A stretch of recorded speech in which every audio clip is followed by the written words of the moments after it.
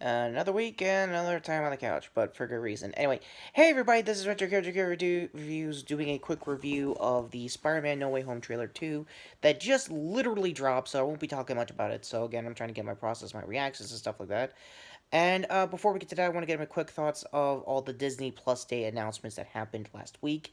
Most of them were teasers. That's why you didn't see any shorts of it, sadly. What I can say, three shows already. I'm already interested in seeing just on Plus alone. Obviously, She-Hulk. I'm a huge Tatiana Maslany fan. I'm happy she secured a bag getting to be Jennifer Walters. She looks okay. There's not really much going on there.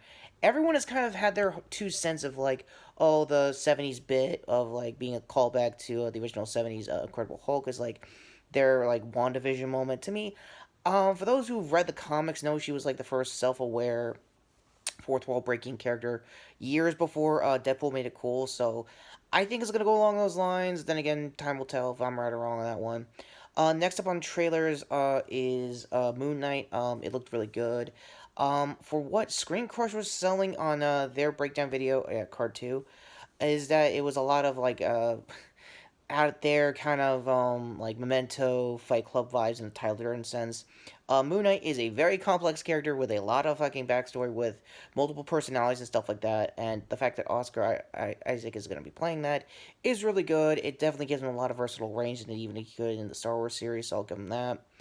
Last up on trailers, technically didn't get a trailer, are actually two anime projects. I kind of fibbed on that last three I'm actually interested in.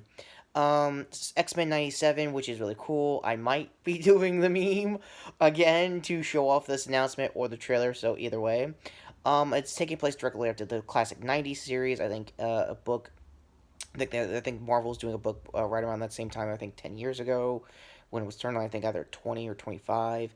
93 wise for the original animation style. Some of the creative team is going to be there. The other thing is some voice actors and some creatives back when they were starting that are no longer with us. They passed away very soon, a long time ago. So I'll try to remember who in the IMDb down below.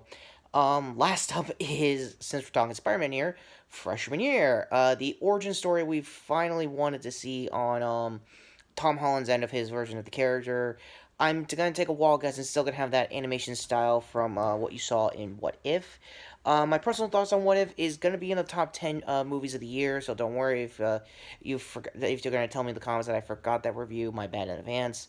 So with that all said, let's get to this review of the official trailer or trailer 2, however you want to call it, for No Way Home. First and foremost, a lot of the rumor mill was pretty much confirmed.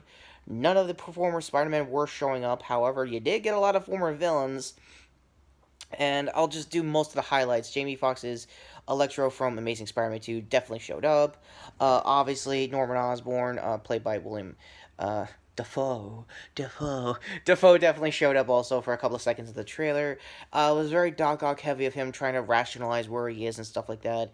And I think whoever lead most of the plot and whoever theorized that these were characters of after their deaths definitely made a lot of sense. And the said leaker was said Doc Ock himself. Alfred Moleo apparently had an interview or two back in last year that just kind of spilled most of the plot about it. So, contextually speaking, that makes a lot of sense. As for the suit, I've been known as the upgrade suit for a while.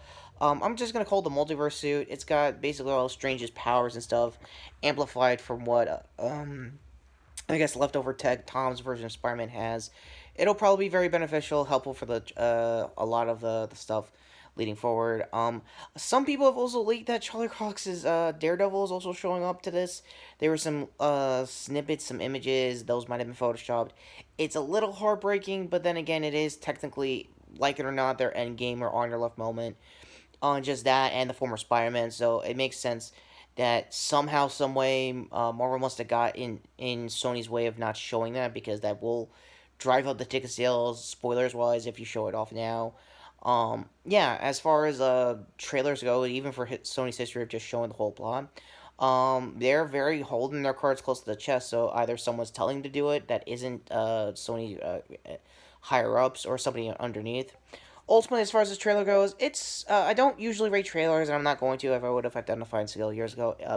Check any of my previous trailer reacts if I've done actual reviews of that. That's kind of where I stand. And with that all being said, I have a dumb, long overdue remake of I Know What You Did Last Summer that I'm going to have to now delete because, long story short, that might be one of the worst shows I had to watch for 2021. Yes, I'm already planning year end stuff, and it's not even Thanksgiving yet. Can you tell it's been that kind of year lately? Anyway, what did you think of the trailer? It's really cool and stuff like that. A lot of the banter I'm also missed out on. People will probably explain it better. A lot of the comedy is definitely MCU style comedy that's really good. Zendaya apparently had a sweet clapback for Doctor Strange, which I won't spoil. You guys will totally love it. Ultimately, I'm still hyped for this movie. Get the tickets now. I think they go on sale the 29th of this month. In theaters next month on the 17th. That all being said, I am a very overly explaining and yet not as confused retro care reviews for a moment like this. Yeah, for once I'm on time. That might not be the case if I upload this tomorrow or 2 days from now, so that might still be my channel. I'm not sure as far as timing wise. Anyway, ultimately, I hope that this movie succeeds. From what people have been tracking box office was, it's gonna close out the year strong after what we all had to go through in 2020 box office and all. That all being said, take care, subscribe, and previous content here for my shorts playlist, which I will probably do a Kane version of the trailer, which was going to be the goal until how awesome this trailer looked. Other hand here, do previous content, which was another review, Marvel-wise, for Internals.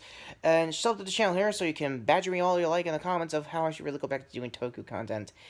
And I might hold you to that next time. So that all being said, take care, and... Oh, one final thing. I might be doing a Marvel Legends, thing.